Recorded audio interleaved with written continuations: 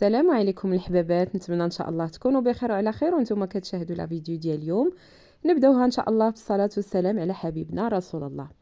اليوم جبت لكم واحد الكميه ديال القرص، الناس اللي عزيز عليهم يديروا الحاجه بكميه كثيره، يديروا واحد السويعه ولا ساعتين، يوقفوا يتكرفصوا فيها شي شويه، ماشي شي تكرفص ولكن كترتاحي واحد المده. يعني الناس اللي كيجمدوا في المجمد وكيفاش ديري كميه كثيره في واحد الوقت وجيز وبواحد المقادير اللي هما اقتصاديين. دابا كنقلبوا دائما على الحاجه اللي اقتصاديه والحاجه اللي كتجمعنا مع هاد الغلاء ديال المعيشه.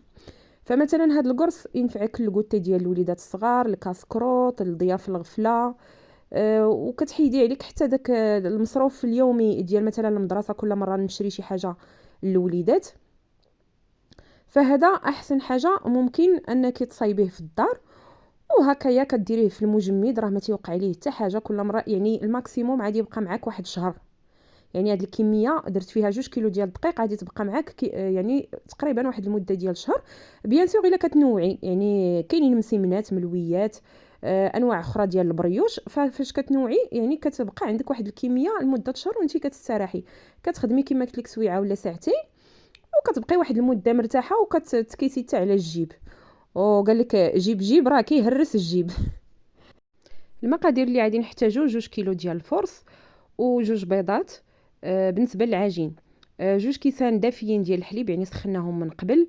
الخل، شويه ديال الخل، شويه ديال المزهر، كاس عنبه زيت، كاس عنبه ديال سنيده، الملح، 2 معالق حتى 3 كبار ديال الخميره الفوريه، والزرارع مطحونين. مهم هنايا الناس اللي بغاو يديروا الفرص الحرش ما يديروهش كامل، يديروا نصف الكميه ديال الفرص الحرش مع الفرص الناعم. الفرص الحرش راه معروف عند البقاله، اللي قلتي ليه الفرص الحرش راه غادي يعطيه لك. من الاحسن ديروه يعني نص فرص حرش ونص فرص عادي، واللي ما متوفرش كيدير فرص عادي. هو راه رخيص في الثمن شويه داك الفرص الحرش على الفرص العادي. صافي هنايا كندير المقادير كامله في هذيك 2 كيلو ديال الدقيق.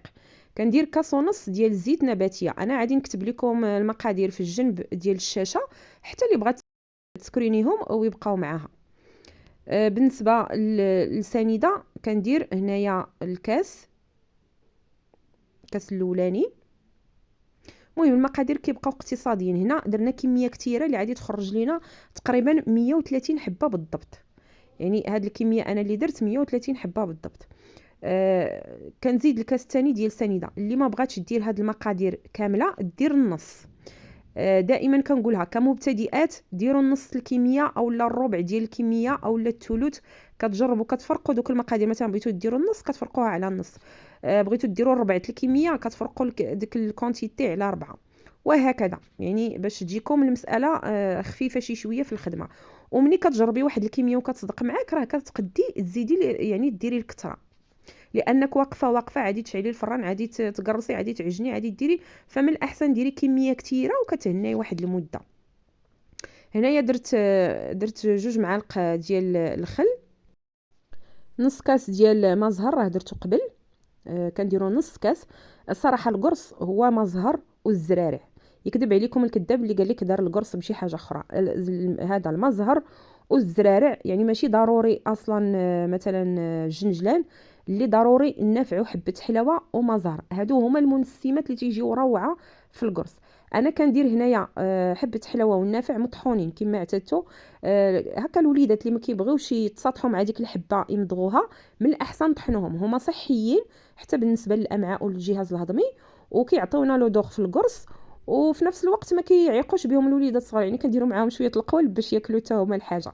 هنايا درت 2 معالق كبار عامرين ديال الخميره الفوريه، ودرت 2 بيضات.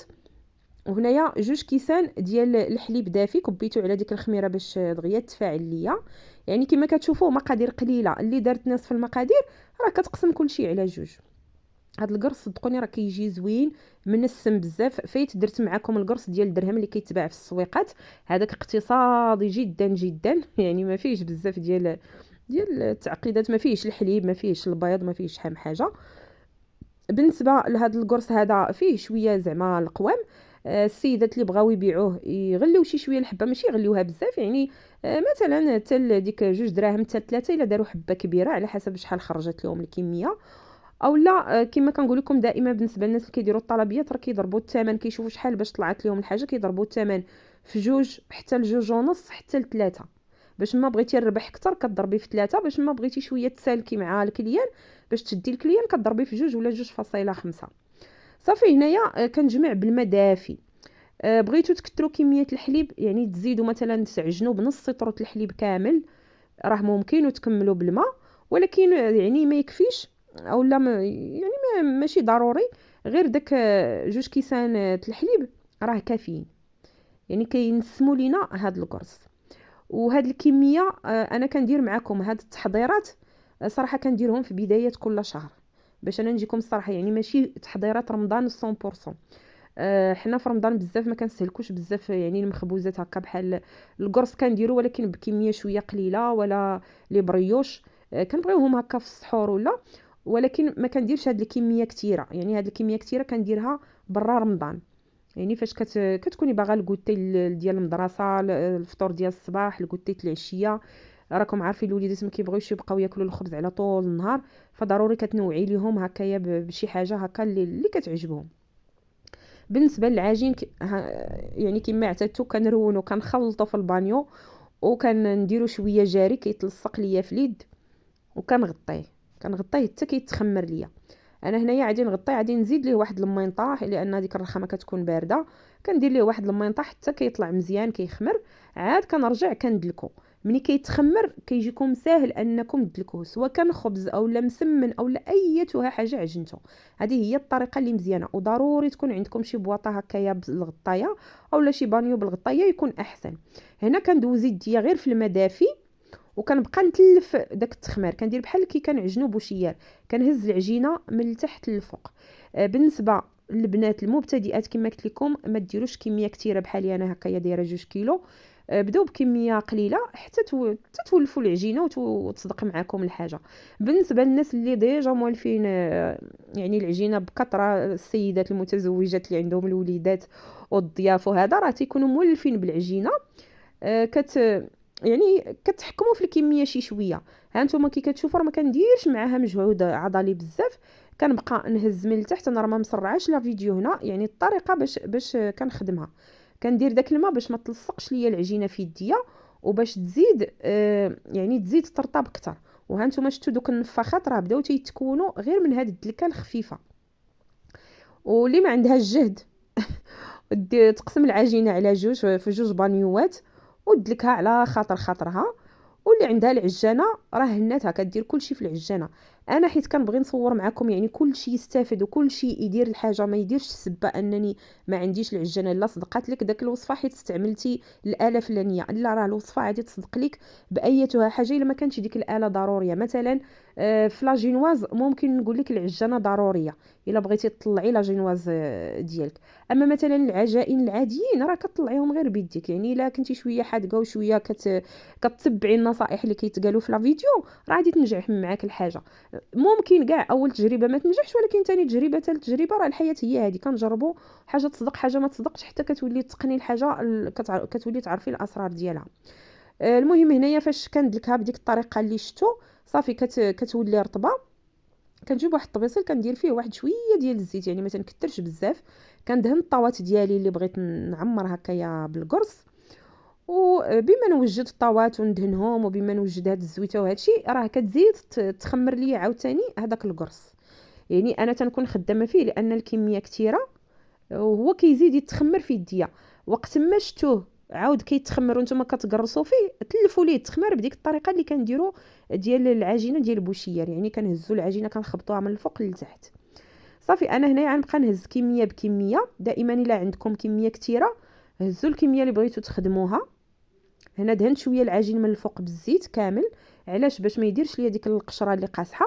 وكنغطي البانيو ديالي اولا السوبيره فاش عجنت، وكنبقى ناخذ كميه قليله بكميه، يعني جهد طاوه حتى كنقرصو نحطو، وعاود كنهز واحد الكميه العجينه اخرى. علاش؟ باش نتحكم في العجين، وباش مني تخمر نتحكم فيها نتلف ليها داك التخمار. وهكا كنخدم يعني مرتاحه، ما تتبقاش العجين غالباني في يديا. هنا كندير كويرات صغيورين تقريبا قد البيضه او لا صغر من البيضه. انا ما كنعبرش لان هذا الشيء كنديرو غير لدويرتي، يعني ماشي طلبيه او لا انني غادي نبيعو، فما كنعبرش. نتوما الا كنتو كديروا الطلبيات او لا كتدفعوهم الباتيسريات او لا القهاوي او لا بحال هكايا، كتعطوهم مثلا لرجالاتكم كيضروا بهم في القهاوي ولا هذا، ديروا يعني ديروا الميزان وعبروا باش تعرفوا الكميه يجيوكم في نفس العبار. بالنسبه لهذا الشكل كندير بعض الخطرات هكايا الشوكولات. من الاحسن ديما ديروا الشوكولات قاصح، يعني داك الشوكولات ديال 4 ريال اولا ديال هذا، الله يثبتنا على الشهاده، كنبغي بعض الخطرات نقول شي حاجه وتنسى عليا. ديال كرواسا، داك شوكولا باطوني هذاك، تتهرسوه وتديروه لداخل كيجي حسن من داك الشوكولاته ديال الدهن، كيتقل عليكم غير الخدمه. يعني فهمتوني اش بغيت نقول؟ دابا حنا كنقلبوا غير على حاجه اللي سريعه، فداك الشوكولاته 4 ريال اولا الاخر ديال كرواسا كيجي ساهل اننا نديروا فيه يعني الشوكولاط. انا وريتكم هنايا الطرق اللي ديروا، سواء كتقرصوا الشوكولاته لداخل ديالها من الاول وكتقطعوا الكويره، سواء كتقطعوا الكويره وكديروا ديك الشوكولاته لداخل عاد كتقطعوها. المهم نتوما كتشوفوا اللي ارتحيتوا فيه. غير نصيحه، الا عندكم كميه كثيره ديال القرص ما ننصحكمش ديروا فيه الشوكولاط لداخل، لان كيشد شويه الوقت ملي كتبقاو تحطوا فيه الشوكولاط.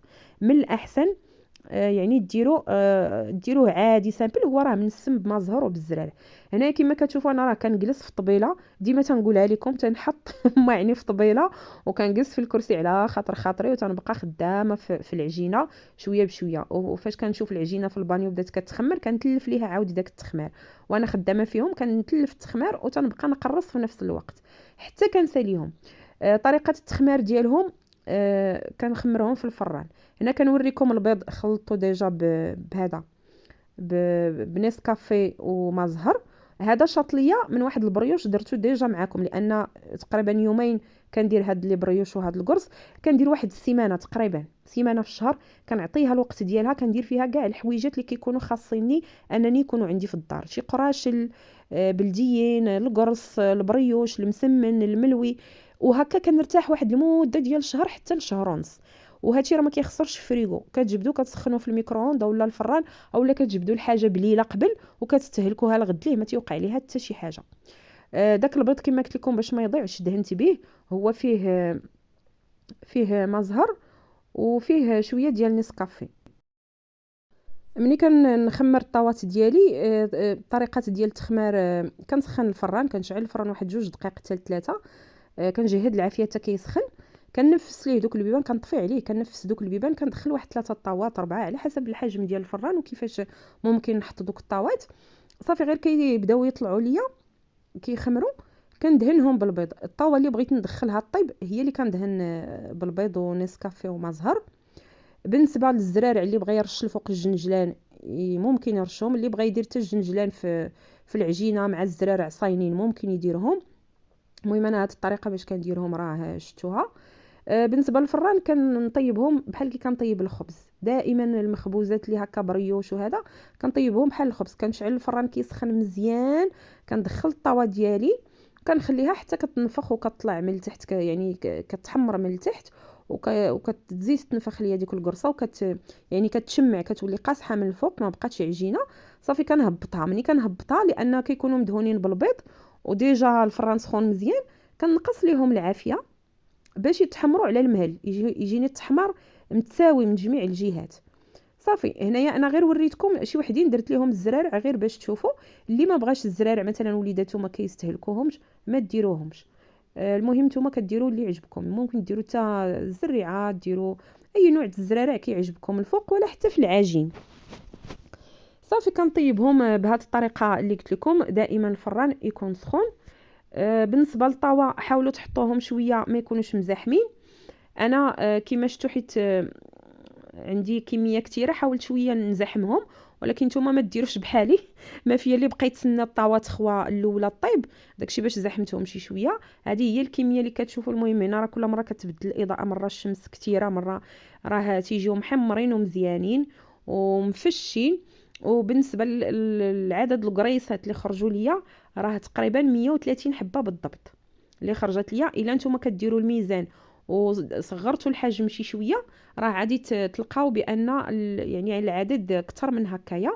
باش نحيدهم في الطاوه بحال هكا تنهز شيموس لان داك البيض كيهبط لتحت بلا ما تحتاجوا كاع بابي كويسون، غير دهنوا الطاوه بالزيت وصافي. هنا ملي كيكونوا ملاصقين كنقطعهم غير بالموس وتنشوف دوك الجناب باش ما يبقاوش لاصقين، كنخليهم حتى كيبردوا في الطاوات عاد كنبقى نحيدهم صافي. كنجمعهم في بلاستيكات على حسب شوفوا نتوما كي كتنظموا، سواء كديروا بلاستيكات عاد بواطات، ولكن من الاحسن الحاجه اللي كتجمد في المجمد من الاحسن ديروها في بلاستيكه عاد بواطات، هكا كتضمنوا انها ما كتشمش ديك الريحه اللي كتكون ديال الحويجات كاملين اللي في الكونجيلاتور.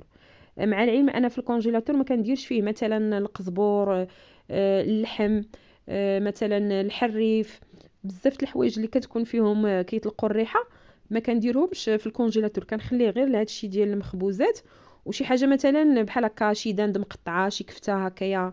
الا قديتها في بواطات يعني شي حاجه اللي ما كتطلقش الريحه ما تكونش معطره فيها العطريه او لا فيها شي نسمه، صافي كندير واحد العدد في الميكات هكايا ومن بعد راه كنديرهم في واحد البواطه وكندخلهم كونجيلاتور. نتمنى الفيديو ديال اليوم ينال الاعجاب ديالكم، ما تنسونيش من واحد لايك وبارطاج للقناه. تنمير النون، الى اللقاء.